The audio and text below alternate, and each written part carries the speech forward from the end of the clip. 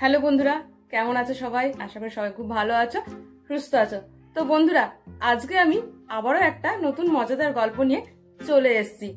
তা আমার বন্ধু জগা ও তার স্ত্রী প্রচন্ড কৃপণ ছিল, মানে এতটাই কৃপণ ছিল যে তাদের বাড়িতে যদি কোনো আত্মীয় স্বজন বা বন্ধু বান্ধব আসতো তারা চিন্তায় পড়ে যেত। মানে এতটাই কৃপণ ছিল যে বাড়িতে গেলে চাটাও পাওয়া যেত না। তো একবার কি হয়েছে, তো জগার বাড়িতে তার 4 বন্ধু বেড়াতে এসছে। তো এদিকে জগা আর তার স্ত্রী তাদেরকে দেখে তো চিন্তায় পড়ে গেছে, কি দেবে, চাটা তো অন্তত দিতেই হবে। তো জগার বউ গেছে রান্নাঘরে চা করতে। তো এদিকে চা করতে গিয়ে দেখে চিনি নেই। তো তখন জগার বউ কি করবে, তো জগার বউ জগাকে ডাকলো রান্নাঘরে যে এরকম ব্যাপার, চিনি নেই, কি করে তাদের চা দেবে, চিনি ছাড়া চা তো দেওয়া যায় না। তখন জগার মাথায় একটা বুদ্ধি এলো।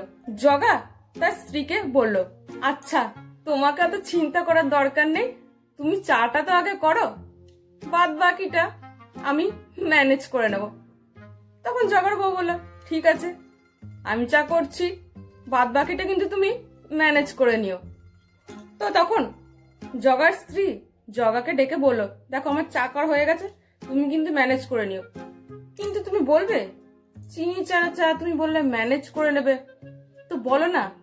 তো জগা বলল, তোমাকে অত শত জানার দরকার নেই, তুমি শুধু চাটা নিয়ে চলো আর সামনে দাঁড়িয়ে থেকো, দেখোই না আমি কিভাবে ম্যানেজ করি।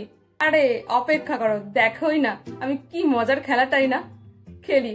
এইদিকে জগার বউ তো এই কথাটা শুনে একটু হচ্ছে যে কি করবে কি করবে, কি মজার খেলা, তারপর কি বুদ্ধি এঁটেছে। তো যাই হোক, জগার বউ চাটা নিয়ে গেল।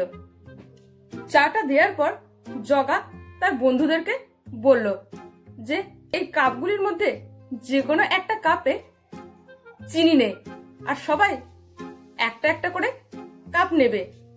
যার কাপের চায়ে চিনি থাকবে না সে আগামীকাল বড় রেস্টুরেন্টে আমাকে আমার বউকে কিন্তু খাওয়াতে হবে। জগার এই কথা শুনে জগার 4 জন বন্ধু একে অপরের দিকে তাকালো, নিয়ে 4 জনেই চা খেলো।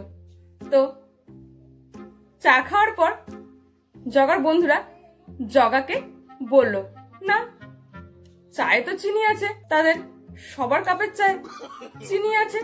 আরেকজন আবার কি বলে উঠলো সেই 4 জনের মধ্যে, যে বৌদি আপনি কি আমার কাপে ডবল চিনি দিয়েছেন?